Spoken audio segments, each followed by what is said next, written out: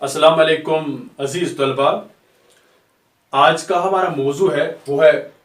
مفلسی، جو کہ نذیر اکبر آبادی نے لکھی ہے۔ ایک نظم ہے۔ ہر نظم کا ایک مرکزی خیال ہوتا ہے۔ مفلسی مطلب ہوتا ہے تنگ دست، غریب، فقیر، کنگال، بے زر یا محتاج بھی کہہ سکتے ہیں۔ چلیے ہم نظم کی شروعات کرتے ہیں۔ جب آدمی کے حال پہ آتی ہے مفلسی، کس کس طرح سے اس کو ستاتی ہے مفلسی، پیاسا تمام روز بٹھاتی ہے مفلسی، بھوکا تمام رات سلاتی ہے مفلسی، یہ دکھ وہ جانے جس پہ کہ آتی ہے مفلسی۔ تو شاعر اس بند میں فرماتے ہیں جب کسی آدمی پہ، جب کسی شخص پہ مفلسی آتی ہے، یعنی غریبی آتی ہے، یعنی جب وہ محتاج ہوتا ہے، جب وہ بے زر ہو جاتا ہے، یا دوسرے معنوں میں ہم یہ کہہ سکتے ہیں جب اسے مفلسی گھیر لیتی ہے، جب اسے محتاجی اپنا قیدی بنا دیتی ہے، کس طرح سے اس کو ستاتی ہے مفلسی، پھر وہ مفلسی وہ غریبی وہ اس کو کس طریقے سے تنگ کرتی ہے، وہ کس طریقے سے اس کو دکھ دیتی ہے، آزار دیتی ہے۔ پیاسا تمام روز بٹھاتی ہے مفلسی، سب سے بڑا دکھ سب سے بڑی تکلیف سب سے بڑا رنج جو اس کو دیتی ہے وہ یہ کہ اس کو دن بھر پیاسا رہنا پڑتا ہے، یعنی پانی کا ایک بوند بھی اس کو نصیب نہیں ہوتا ہے، پانی کے ایک ایک قطرے کے لیے وہ ترستا ہے۔ سب سے بڑا دکھ سب سے پہلا دکھ یہ اسے دیتی ہے، بھوکا تمام رات سلاتی ہے مفلسی۔ اور ایک اور دکھ جو دیتی ہے، ایک اور آزار جو دیتی ہے، ایک اور تکلیف جو یہ غریب دیتی ہے وہ یہ کہ اس شخص کو، اس فرد کو بھوکا رہنا پڑتا ہے، پیاسا رہنا پڑتا ہے، رات بھر بھی اس کو کچھ کھانے کو نصیب نہیں ہوتا ہے، یعنی وہ بھوکا سونا پڑتا ہے اس کو۔ یہ دکھ وہ جانے جس پہ کہ آتی ہے مفلسی۔ اور یہ دکھ، یہ رنج، یہ تکلیف وہی شخص جان سکتا ہے، وہی شخص محسوس کر سکتا ہے جس پہ یہ مفلسی آتی ہے، جو غریب ہوتا ہے، جو بے زر ہوتا ہے، جو محتاج ہوتا ہے، خالی وہی شخص اس کو محسوس کر سکتا ہے۔ دوسرا بند، مفلس کی کچھ نظر نہیں رہتی ہے آن پر، دیتا ہے اپنی جان وہ ایک ایک نان پر، ہر آن ٹوٹ پڑتا ہے روٹی کے خوان پر، جس طرح کتے ٹوٹتے ہیں استخوان پر، ویسا ہی مفلسوں کو لڑاتی ہے مفلسی۔ اس کے بعد کہتا ہے مفلس کی کچھ نظر نہیں رہتی ہے آن پر، یعنی مفلس کو کبھی اس چیز پہ نظر نہیں رہتی ہے کہ اپنی شان و شوکت، اپنی عزت، اپنے احترام، اپنی تعظیم، اپنی ادب، کچھ بھی اس پہ نظر نہیں رہتی ہے، یعنی بالکل اس کو اپنی شان و شوکت پہ نظر نہیں رہتی ہے۔ دیتا ہے اپنی جان وہ ایک ایک نان پر، بلکہ وہ کیا کرتا ہے، اپنی جان جوکھم میں ڈال کے، اپنی جان جوکھم میں ڈال کے ایک ایک نان حاصل کرتا ہے، یعنی ایک ایک روٹی کا ٹکڑا حاصل کرنے کے لیے اسے اپنی جان پہ کھیلنا پڑتا ہے۔ ہر آن ٹوٹ پڑتا ہے روٹی کے خوان پر، اور ہر آن، ہر وقت یہ روٹی کے خوان پر، روٹی کے دسترخوان پہ ٹوٹ پڑتا ہے۔ ٹوٹ پڑتا ہے کیسے؟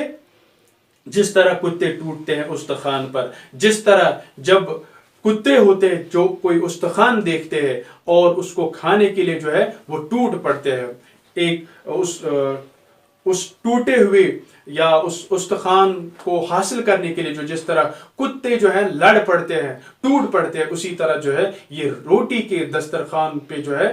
ٹوٹ پڑتے ہیں۔ ویسا ہی مفلسوں کو لڑاتی ہے مفلسی، ویسے ہی یہ مفلسی مفلسوں کو لڑاتی ہے، غریبوں کو لڑاتی ہے، بے زر ان کو آپس میں لڑاتی ہے۔ کیسا ہی آدمی ہو پر افلاس کے طفیل، کوئی گدھا کہے اسے ٹھہرا دے کوئی بیل، کپڑے پھٹے تمام بال فیل فیل، منہ خشک دانت زرد بدن پر جمع ہے میل، سب شکل قیدیوں کی بناتی ہے مفلسی۔ اس کے بعد کہتا ہے انسان کس طرح کا بھی ہو، انسان اگر چاہے وہ شریف ہو، شرفا میں شامل ہو، لیکن لوگ اس غریبی کے سبب، لوگ اس تنگ دستی کے سبب، لوگ اس محتاجی کے سبب کیا اسے کہتے ہیں؟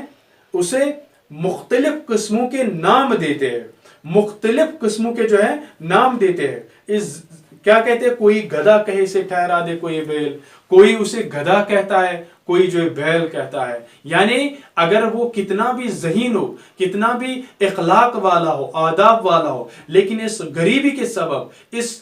مفلسی کے سبب جو ہے اسے بیل کے نام سے پکارا جاتا ہے، گدھے کے نام سے جو ہے پکارا جاتا ہے۔ کپڑے پھٹے، تمام بڑے بال فیل، اور اس کے کپڑے جو ہوتے ہیں وہ پھٹے ہوئے ہوتے ہیں، اس کے کپڑے جو ہیں بالکل اچھے نہیں ہوتے، کٹے ہوئے ہوتے ہیں، پھٹے ہوئے ہوتے ہیں، اور اس کے بال بھی جو ہے وہ فیل ہوتے ہیں۔ یعنی اس کو پیسے نہیں ہوتے ہیں وہ اپنے بالوں کو سنوار سکے، وہ اپنے بالوں کو جو ہے خوبصورت بنا سکے، لیکن یہاں پہ جو ہے یہ کہتا ہے کہ اس کے بال بھی جو ہے وہ فیل یعنی دور یعنی لمبے جو ہے ہوئے ہوتے ہیں۔ منہ خشک، دانت زرد، بدن پر جمع ہے میل، اس کا منہ بھی خشک ہوا ہوتا ہے کیونکہ کھانے کے لیے جو ہے اس کے نصیب میں کچھ نہیں ہوتا ہے، نہ پانی ہوتا ہے، نہ کھانا ہوتا ہے، لہذا اس کے دانت بھی جو ہے زرد ہوئے ہوتے ہیں، اور اس کے بدن پہ جو ہے میل جمع ہوتا ہے کیونکہ اس کے نصیب میں جو ہے یہ نہیں کہ وہ پانی مل جائے کہ نہا سکے یا جو ہے کھا سکے۔ سب شکل قیدیوں کی بناتی ہے مفلسی، اور یہ مفلسی کیا کرتی ہے؟ یہ سب جو مفلس ہوتے ہیں، جو غریب ہوتے ہیں، جو نادار ہوتے ہیں، ان کو ان کی شکلیں، ان کا حلیہ جو ہے، ان کی صورتیں جو ہے مثل قیدیوں کی بناتی ہے۔ جو قیدی ہوتے ہیں، جو پنجروں میں ہوتے ہیں، جو قید خانوں میں پڑے ہوتے ہیں، ان کی حالت آپ نے دیکھی ہوگی کس طرح ہوتی ہے، کیسے جو ہے وہ ان کے بال لمبے ہوتے ہیں، ان کے ناخن بڑے ہوتے ہیں، ان کے بدن پر میل جمع ہوتا ہے، ان کے کپڑے پھٹے ہوتے ہیں، کٹے ہوتے ہیں۔ ویسی شکل جو ہے یہ غریبوں کی بناتی ہے۔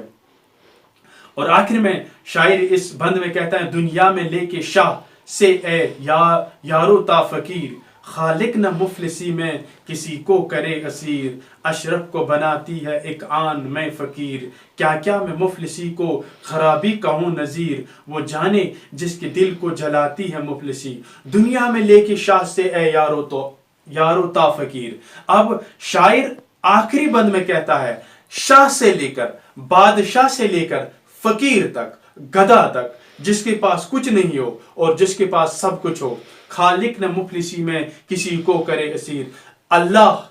رب جو ہے کسی کو مفلسی میں، غریبی میں، محتاجی میں اسیر نہ کرے، یعنی محتاجی کا قیدی نہ بنائے، یعنی غریبی کا جو ہے قیدی نہ بنائے۔ اشرف کو بناتی ہے ایک آن میں فقیر، جو شرفا ہوتے ہیں، جو شریف ہوتے ہیں، جو بہترین لوگ ہوتے ہیں، عزت دار لوگ ہوتے ہیں، ان کو ایک آن میں، ایک لمحے میں جو ہے یہ فقیر بنا دیتی ہے، یہ جو ہے غریب بنا دیتی ہے، یہ نادار بنا دیتی ہے، یہ محتاج بنا دیتی ہے۔ کیا کیا میں مفلسی کو خرابی کہوں نذیر، میں اب نذیر جو ہے اپنے آپ سے مخاطب ہو کر کہتا ہے کہ میں کون سی خرابیاں مفلسی کی بتاؤں، میں کون سی خرابیاں جو ہے یہاں پہ مفلسی کی پیش کروں۔ وہ جانے جس کے دل کو جلاتی ہے مفلسی، یہ وہی جانے جس کے دل کو یہ جلاتی ہے، جس کی یہاں جو مفلسی ہوتی ہے۔ بچوں اگر آپ نے جو ہے نظم 9th کلاس میں، سابقہ کلاس میں جو آپ نے پڑھی ہے، وہاں پہ ایک نظم ہے قبر، جو کہ اختر ایمان نے لکھی ہے۔ اس قبر میں شروعات میں جب وہ اس کا